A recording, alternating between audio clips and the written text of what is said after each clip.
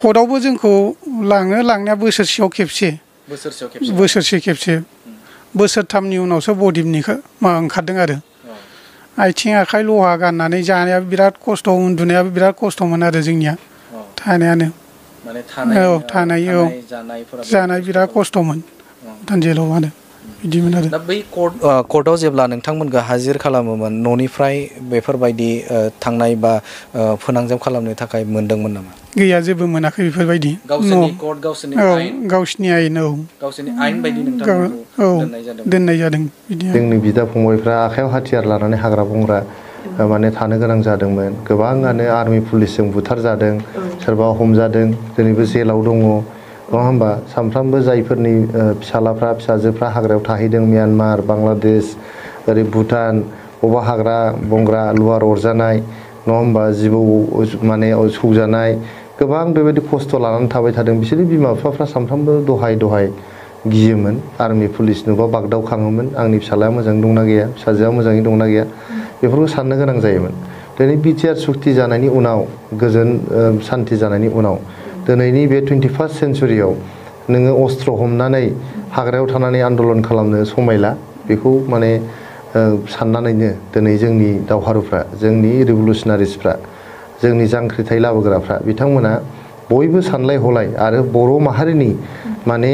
मददजों 27 जानुवारियावहाय बिटिआर सुक्तिखौ खालामदों बियो मोनसे जोबोद गोजोनथाव बाथ्रा दिनै बयबो न'आव फैफिनजोबनो मोनबाय बिमा बिफाजों थाफानो मोनबाय ग्रें ग्रें रायजो जानो मोनबाय सोरबा हाबा जाबायबा गावनि अनजालि बिसिजों फिसाजों नङा होमबा दिनै थानो मोनदों जोबोद गोजोननायनि बाथ्रा बियो रंजाथाव बाथ्रा बिनिफ्राय साबसिन जेबो थानो हाया बेखायनो आं जोबोद गोजोननाय मोनदों बिटिआर सुक्ति जानायखौ दा नोंथांमोना बे समाव बिटिआरनि खुंगिरि प्रमद बर'नि नाजानाय आरो आसाम सरकार आरो भारत सरकारनि नाजानायाव नोंथांमोना बे समाव फैबाय माबायदि मोनदों गोसोखौ बिराद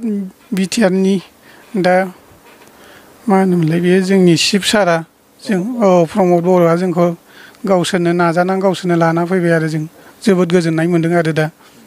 जेब्ला नोंथांमोनखौ लायनो थांदोंमोन बिटिआरनि चिफ प्रमद बर'जों लोगोसेनो मावफुं सोद्रोमा रनजित बसुमतारी थामहिनबा फेरेंगा बिथाङाबो थांफादोंमोन नोंथांमोनखौ लायनो बै समाव जेब्ला आंगोखौ नोंथांमोननि बा नैबे बिटिआरनि खुंगिरि प्रमद बर'जों लोगोसेनो फेरेंगा बिथांमोनखौ नुनानै गावनि न'खरनि सुबुंफोरखौ नुनानै गोसोखौ माबायदि मोनदों बै समाव जोबोद गोजोननाय मोजां गोजोननाय मोनदों आरो गावनिनो बिटिआरनि चिफ सारानो फेरेंगा साराबो थांनानै न'नि मानसियानो फैनाय बायदि एकदम गावनिनो हारिनि न'नि मानसियानो फैनाय बायदि नुनानै बे जोबोद गोजोननाय मोनदों आरो जोङो दा नोंथाङा बे समाव जेब्ला गिबि सम नोंथांनि जे बिसिखौ जेब्ला नुदोंमोन नोंथांनि परियालखौ जेब्ला नुदोंमोन माबायदि गोसोखौ मोनदोंमोन गावनि न'नि मानसि सफैफिननानै लोगो मोनलायनानै गाबगु खुगु जाजोबदों गासिबो थैबायसो सानदोंमोन बेफोरबायदि सानदोंमोन आरो आइ आफा बिदा फंबायफ्राबो बबे जायगायाव बिदि दंहैयोमोन बिदि आरो माने जेबो नोंथाङा माने कन्टेक्टआव गैयामोन न'खरनि गैयामोन न'नि मानसिजों जेबो कन्टेक्ट गैयाबासिनो थादोंमोन आरो जेब्ला फैनाय लोगो नुफिनानसो गाव सानदोंमोन नोंथाङा सानदोंमोन नामा जे बे समाव फैनो मोनफिनगोन जेबो सानाखैमोन बेफोरबायदि मिजिं दंना गैयामोन मिजिङालाय दंमोन एसे सानसे समाव माबा मोनसे जागोन बेफोरबायदि मिजिङालाय दंमोन होनबाबो जाफुङाखैमोन आरो दा 8 बोसोरनि उनाव माबायदिमोन बे थासारिया बे बिटिआर जेन क'क्राझाराव दा नोंथाङा दङ आरो नोंथाङा चिरांखौबो नुबोबाय माबायदि सोलायथाया माबायदि जादों दाथ' जोबोद मोजाङैनो जाजोब्बाय सिगाङावथ' जेबोआनो गैयामोन बिटिआरनि माबायाव दाथ' जोबोद मोजां सोलायजोब्बाय जायगाफ्रानो दा क'क्राझाराव दा सिगाङाव माबायदिमोन दा माबायदि नुफैबाय जोबोद मोजां गोसोआव बिराद खुसि मोनदों आरो दा आंगोफोरखौ लोगो मोननानै माबायदि मोनखो जोबोद आंगो लोगोफोरखौ लोगो मोननानै जोबोद खुसि आरो बिसोरबो मोजाङैनो खुसि मोनजोबदों आरो गासिबो साबैसे नोंथांमोना बे जोबथेसालियाव दङमोन जोबथेसालियाव जोङो गासै 6 जन दंमोन हजोंहाय भुटानाव आरोबाव सोरबाफोर दंबावो दा बर'फोर दङ दस्रा केसाव दङ आरो जोंनि बायदि केसाव गैया आरो जोंनि गुबुन केसाव दङ आरो जोंनि आफादनि केसाव गैया आरो आफादनि केसाव गैया गावनि बेक्तिगत माखासे केसाव दङ आरो नंगौ बिथांमोननिफ्राय जोङो मोनथिबाय थादों जे बिथांमोना जे भुटाननि जे जोबथेसालि बे जोबथेसालियाव थानानै बिथांमोना जे बे समाव उदां अख्राङाव फैबाय थामहिनबा बे समाव न'खर फारसे फैनानै माबायदि मोन्दों बिथांमोननिफ्राय मोनथिबाय थादों आरोबाव मोनथिनो थाखाय आखायाव लागोन जे बिथांमोना थारैनो माबायदि जेलाव थानानै फोनांजाब खालामोमोन बे ओनसोलनि रायजो राजाफोरजों थामहिनबा भुटाननि थागिबिफोरजों मोनथिनो थाखाय आखायाव लागोन राव रायज्लायनाया मा राव रायज्लायनाय राव रायज्लायनाया हिन्दी रायलायो हिन्दी रोंजोबा गावसिनि बुटनिस भाषा आरो नेपालि रायलायनांगौ जानानै फैयोमोन आरो नेपालि औ हिन्दी ससे नेपालि ससे बेफोरबायदि रायज्लायनो गोनां जाय रोङा बेजों नेपालियानो रायलायजोबनांगौ जायो हिन्दी रोंथारिजों औ ओमफ्राय सोरबा सोरबा रोंनाय थायो बिसोरजों हिन्दीबो रायलायनो हायो आरो हिन्दीबो औ ओरैनो नोंथांमोनखौ बा बेफोरबायदि थानाय जानायफोराव उननि समफोराव सिगाङाव जिहेतु बिराद खस्थ' नोंथांमोनखौ खालामदों उननि समफोराव माबायदि जानाय उननि समाव आङो दुखा खालामदों आंनो बेयाव जानाय लोंनायनि थाखाय आंनि गाननाय जोमनायनि थाखाय रावबो गैयिनि थाखाय गावनो खस्थ' खालामनांदों आरो बेमार सेमार जायोब्ला नायनो थाखाय हजोंहाय आङो खामानि मावोमोन आरो ओरैनो मा खामानि मावोमोन आंनि जेल सिङाव थानाय गथ'फोरनि थाखाय आं ओंखाम सङोमोन आरो बे जायगानि पुलिसफोर ब्रेकफास्ट बानायनो थिनोबा बानायोमोन बानायनाया बिदिनो फुरि प्लेन पर'था मम' साबालि गासिबोखौ बानायोमोन आरो आङो ओजों बानायनाय औ बेनिफ्राय बेफोर जेनेबा गुबुन गुबुनफोरा दा नोंथांमोना गाननाय जोमनाय जाखिनि गोनांथि जायो सासे सुबुंनो दा बेफोरखौ नोंथांमोना बे जेलनि सिङावनो खालामोमोन गाननाय जोमनायखौ हजोंनि पुलिसफोरनि आखायाव फैसा हरनानै हरनांगौमोन बायनो हरनांगौमोन जानाय लोंनायनियाबो पुलिसफोरखौ बुंनानैनो बायनो हरनांगौमोन बिदि माने नोंथांमोना बाहेराव 9 बोसोरा माने जोबथेसालियावनो थानांथारदों औ 9 बोसोरा सिङावनो थानांदों औ बाहेराव लाङामोन बाहेरायाव लाङामोन दा क'क्राझाराव नोंथाङा दङ क'क्राझारा माबायदि दा क'क्राझारा दा सिगांनि बायदि गैला गासिबो गोनां गोजा जाजोब्बाय न' बांफ्राबो गासिबो बिल्डिं जाजोब्बाय आरो लामाफ्राबो गासिबो हाइरड जाजोब्बाय आरो जिहेतु नोंथांमोना 2016 मायथाइयाव नोंथांमोनखौ बा नोंथांमोना हमजादों होननानै मख'दों नोंथांमोना दा बेवहाय बै समाव बिटिआर बा बिटिसिखौ हाग्रामा महिलारिया खुंथायाव खालामदों थामहिनबा बिथांनि सोरखाराव दंमोन गोलाव समाव नोंथांमोनखौ खौरां लायाखैमोन नामा बेखौथ' जों मिथिला जोङो 2016नि सिङाव हाबहैबाय बिनि उनाव मा जादों मा जायाखै गासिबखौबो जों जेबो मिथिया आरो नोंथांमोनखौ खबर लाहैगोन ना लाहैयाखै बिथांमोननि दैदेनगिरिफोरा बिपिएफनि बै समाव जाय खुंथायाव दंमोन डिअटे नोंथांमोना 16 हाबदों 2020सिम हाग्रामा महिलारिया सरखार खालामदों बिटिसिआव सरखार खालामदों आरो बै समाव नोंथांमोनखौ खौरां लाहैनो बा नोंथांमोन जेलाव थांनानै नोंथांमोनजों रायज्लायहैगोन ना हायाखै जोंनि केसनि माबायाव रावखौबो हाबोखायामोन खबर लाहैयाखौ जों बेखौ मिथिनो मोनाखै आरो बेनो रावखौबो सोसननाय जायामोन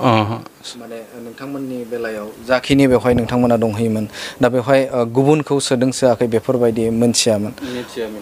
थारैनो नोंथांमोना बै समाव सानदोंमोन नामा जे नोंथांमोना जेब्ला जेल जादोंमोन अब्ला नोंथांमोनखौ जिहेतु बिटिसिआव नोंथांमोना मिथिगौ जे 2003आवनो जे बिटिसिआ फर्म जादों बा गायसनजादों बर'नि खुंथाइ गोहोआव दङ आखायाव दङ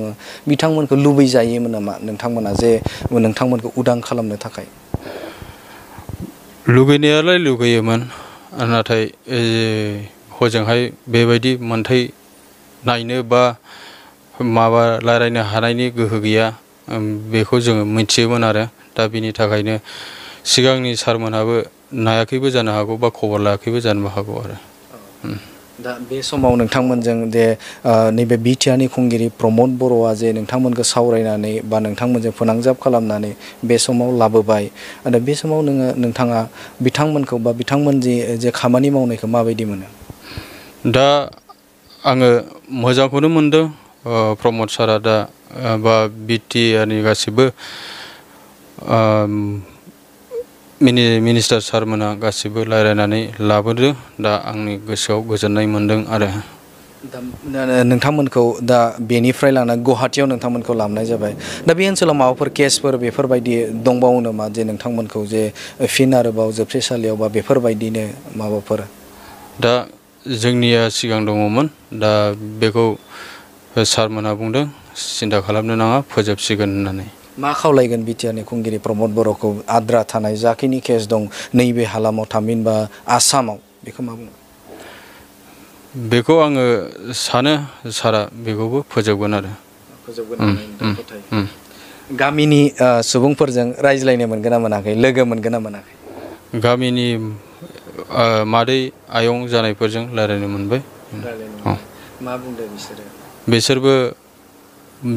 बहुत खुसि जादों एथ' बोसोरनि उनाव नुफिननाय बिसोरबो गोजोनदों आंबो गोजोनदों आरो दा बेनि उनाव नोंथांमोना न'आव थानाय न'हन थाहैगोन नामा दा उनाव बेफोरबायदि गभर्नमेन्टनि फर्मेलिटि दंबावो नामा बेनि बादै दा जेबो मिथिथ'वा दा न'आवनो थायो नंगौ बिथांमोननिफ्राय मोनथिबाय थादों जे बे समाव बिथांमोना माबायदि थासारियाव थामहिनबा भुटानाव थानाय समाव भुटान जोबथेसालियाव थानाय समाव बिथांमोना मा राव रायज्लायोमोन बिथांमोननिफ्राय मोनथिबाय आरो बिथांमोना माबायदि बेहाय बिथांमोननो आदार जाहोयोमोन थामहिनबा बिथांमोना गावनि जे थांना थानायनि जे जिउ राहा थामहिनबा सासे सुबुङा नांनाय बा सासे सुबुंनो गोनांथि जानाय जे गाननाय जोमनायनिफ्राय लानानै जानाय आरो बिथांमोननि बेमार आजार जायो माबायदि थासारियाव बिथांमोना गावनि बेरामखौ फोसाबना लानो गोनां जायोमोन बिथांमोननिफ्राय मोनथिबाय आरो बे समाव आङो एसे मोनथिबावगोन जे थारैनो बे समाव बिथांमोना जेब्ला भुटान जेलाव थादोंमोन बे थानाय समाव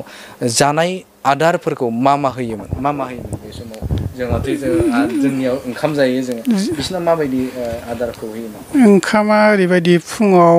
आथानि माबा थुफा होनो बिसिनि गंगारफ्रा थुफा होयो बेनिफ्राय लान्चआव 12 बाजियाव ओंखाम होयो आरो ओंखाम ओमफ्राय दाल होयो आरो हराव थायोना हराव होयो खेबसे हरावबो ओंखामानो होयो नोंथांमोना फुङाव ओरैनो ब्रेकफास्ट सानसुआव हराव होबाय मोनथाम होयो नाथाय ओंखामखौनो जानो हाया हजोंनिया मा होनो जोगोनार ओंख्रि संना होयो एकदम जानो हाया माबा थिम्बुर होननाय होयो भुटानाव थिम्बुर होननायखौ लुना होयो जानो हाया गोसानि थाखायनो बिदि जादों आरो लुनानै थावआबो गोजौआव ओरैनो दैया एसे गोदौबा थाव एसे होनानै फिदिंनानै बेखौनो जाबा जायाबा था बिदि आरो गोदान बिनानै मोनफिना बेफोरबायदि गैया खेबसेल' आरो मोनफिना बिदिमोन आरो बांसिन ओंखामखौनो नोंथांमोननो होनाय जायो ओरैनो बेदरफोर बेदरा जोङो ओरैनो मास मोननैयाव खेबसे होयो बिसिनि जादाथ' आरो गंगारफ्राथ' गेसावसो जायो बेदर नाफोर होनबाबो फेसेवनानैसो जायो जोंथ' जानो हायामोन ना गोरान मास मोनसेयाव बिदिनो होयोमोन नालाय ना गोरान संजायोमोन आरो जोङो बिदि खालामोमोन आरो निजा संनो हानाय बेफोरबायदि थासारि दंना गैयामोन जिहेतु गुबुन जेलफोराव जोबथेसालिफोराव जों नुनो मोनो जोंनि इण्डियायाव जे संना जानो हानाय केपासिटि बेफोर दङ दा बेवहाय दंना गैया संनानै जानो हानाय राहाथ' दंमोन हजोंहाय नाथाय जोंखौ 3 बोसोरसिमा संनानै जानाय बिदि राहा होआखै आरो 3 बोसोरनि उनावसो जोंखौ आथिं आखाइ लहा खुलिजोबनानैसो एसे संनानै जानो हानाय राहा होदों आरो बिसोर 3 बोसोरनि उनावसो होदों बाजार खालामोब्ला सोर खालामो बाजार खालामोबा गावसिनिनो पुलिसनि मानसिनो हजोंनो बिसोरनो बाजार खालामना होफैयोमोन आरो माब्लाबाबो नोंथांमोनखौ बाहेरायाव लाङामोन जोंखौ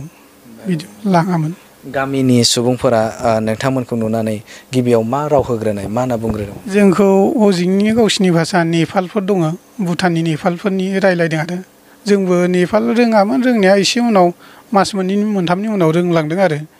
बिसिनि भाषा दा रोंगोना रोङा दा भुटाननि भाषाखौ रायलायनो रोंजोबसै आरो दा ओरैनो ओंखाम जाखौ मा होनना बुंगोन ओंखाम जा होनो थ' जायो बिदि होनो आरो ओंखाम जाखांबाय नामा मा जा होनोबा जायाखै बेफोरबायदि होनो आरो ओरैनो मा सोर फोरोंनाय बे रावखौ बिसोरजोंनो गावसिनि मानसिजोंनो रायलायनानै रोंदों आरो जोङो ओरैनो साबैसेसो नोंथांमोननि जे जोबथेसालियाव जाय जायगायाव दङमोन बेसेबां मानसि दंमोन बेयाव बेसेबां माने कैदिफोरा दंमोन आंना गामसि आंनि जेलना सारजिस' गामसि बिदि होनो आरो बिसिनि भाषानि बेसेबांसो मानसि दंमोन 700 बिदि दंमोन आरो 700सिम दंमोन जों 700 औ बे जेल सिङाव उन्दुनायफोरा माबायदिमोन उन्दुनाया बिदिनो ब्लक दं आरो जेल सिङावनो ब्लक गावबा गाव जि बना उन्दुयो आरो बेयावनो रुम मोनसेयाव 8 जन बिदि दंमोन आरो रुम मोनसेयाव 8 जन औ बिदिमोन आरो जों खथा मोनसेयाव 8 जन खरै दोनोमोन आरो जोंखौ गोजां बोथोरफोराव खस्थ' जायो गोजां बोथोरावथ' जोबोद खस्थ' दाबो बिराद गुसुना ओजोंहायथ' थिम्फुआव बिराद गुसु आरो जिफ्रा होयो आरो बेनिफ्राय लोगोफोरनिफ्राय एसे बिनानै एडजास्ट खालामनानै थायोमोन आरो जोङो ज' थानानै बिदि खालामो बै जोबथेसालिनिफ्राय बेफोरबायदि फिल्डफोराव ओरैहाय थाबायनो बा बेरायनो मोनगोन ना मोना फिल्डआव बोसोरथामनि उनाव एसे बिदिनो गेम एरि गेलेनायनि चान्स होदों आरो जोंखौबो बाहेरायाव बिदिनो वालनि सिङावनो बाउन्डारि सिङावनो बिदि भलिबल एरि गेलेनायनि चान्स होदों आरो उनाव गेलेनायनि चान्सखौ औ होदोंमोन आरो बिदिमोन न'खरनि सुबुङा नोंथांखौ जेब्ला नुदोंमोन आरो रायजो राजाफोरा नोंथांमोननि रायजो राजाफोरनि सुबुंफोरा नोंथांखौ मा बुंदोंमोन जेब्ला लोगो मोनदोंमोन नै दा सफैनानै नैबे समाव औ दा न'आव सफैबाय हरावसो सफैनाय जादों नालाय हराव 8थायाव ओमफ्राय फुङाव लोगो मोननानै एकदम लोगोफ्राबो एकदम मोखां सोम जाजोबदों आरो गासिबो न'खरनि मानसिफ्राबो बिदि जाजोबदों आरो गासिबो आदैमोन आमाइमोनाबो नुनानै सफैफिनबाय बबे जायगायाव थैनानै दंहैयोमोन बिदि होननानै बुंदों आरो आंखौ बिदि जादों आरो माने बिराद न'खरनि सुबुंफोरा जिउ गैला बिदि सानदोंमोन आरो दा बे समाव नोंथांमोनखौ जे बे समाव बिटिआर सोरखारनि जे नाजानाय बे नाजानायाव प्रमद बर'नि जे गोख्रों नोजोरथि होनाय भारत सरकारनि आसामनि गिबि मन्त्रि डक्टर हिमन्त बिश्व शर्मानि नाजानाय अमित शाहनि जे नाजानाय बिटिआर एकर्डनि जे नाजानाय बे नाजानायाव नोंथांमोना बे समाव फैबाय बिटिआर एकर्डखौ मिथिगोन ना मिथियामोन नोंथांमोना जेलाव थानो बिटिआर एकर्डखौ जेबो मिथियामोन आसामनि बाथ्रा इण्डियानि बाथ्रा बेफोरबायदि सिङाव मिथिगोन ना मिथियामोन जेबो मिथियामोन जोङो निउस जेबो नुवामोन ना जेबो नुवामोन नालाय जेबो मिथियामोन आरो बे बिटिआरनि मा बोरै जाखो जेबो मिथियामोन आरो जों सिङाव हजोंहाय नायो जोङो ओरैनो भुटाननि गंगार बिदिनो नायलाबायो आरो जोङो हजों टिभि गावसिनि कालचार बिदि इण्डियानि मोनसेबो बेफोरबायदि बिदि नुवामोन ससियेल मिडिया फेसबुक गैयामोन बाहायनो मोना ओरैनो भुटाननि पुलिसफोरा नोंथांमोनजों जेब्ला नोंथांमोनखौ नैबे NDB होनानै थामहिनबा बे समाव बिथांमोना मोनथिबाय माबायदि थ्रेट खालामोमोन जोंखौथ' जोबोद खस्थ' होदोंना जोंखौ बिदि आफादनि मानसि ना आल्फा बड' होनो बिसोरथ' हजों भुटानाव जोबोद टर्चारबो खालामदों फार्स्टआवथ' माने माबा मिथिनानै जोबोद टर्चारबो खालामदों जोंखौथ' बोसोरथामा टर्चारानो खालामदों जोंखौ बिरादनो उननि समफोराव बेफोरबायदि बै पुलिस माखाजों लोगो जागोन जायाखै बिदि रायज्लायनाय मानाय बेफोरबायदि बिदिथ' जेबो रायलायाखैमोन आरो जेबो रायलायाखैमोन आरो बे समाव जिहेतु नोंथांमोना फैबाय उदां अख्राङाव स्पेसियेलि सोरखौ साबायखर बावगोन सोरबायदिखौ नोंथांमोना बे समाव साबायखर बावनो आंनि साननायावथ' नैबे जोंनिया प्रमद सारखौनो आङो मोजाङै एकदम सानदों आरो बेखौनो जोंना बेनो इसोर बायदि आरो बिनि अननायावसो जोङो दा सफैनाय बायदि जादों नालाय बेखौनो आरो